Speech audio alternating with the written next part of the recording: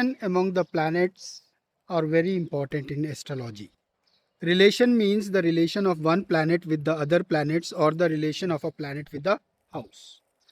These relations matter a lot and are established in three ways in astrology. First is conjunction. When two planets come together in a Rashi in one house, it is called 100% relation as its effects are 100%. Exchange. When two planets sit in each other Rashis, it also gives 100% effect like conjunction. Aspect. When two planets look at each other, the effect of aspect is 50% only.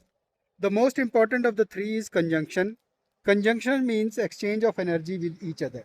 Suppose if second lord and 12th lord are sitting together in same house, and if we analyze them separately, we know that second house is of wealth, and the house in which second lord will sit will give wealth, and the 12th house is investment and expenditure, and where the 12th lord will sit, the expenditure and investment will be related to that house. But when we analyze this as a conjunction, that is how they work with each other or in each other's house, in their relation with each other, works very fast.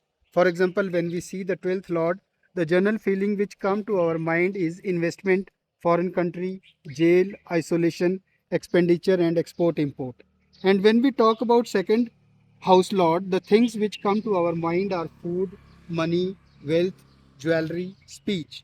But when we think of their relation with each other in conjunction, one is money and the other is expenditure.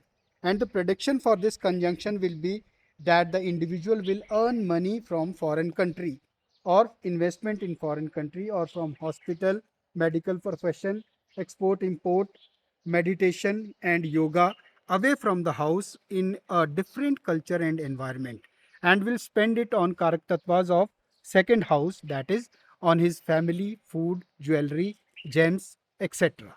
Thank you.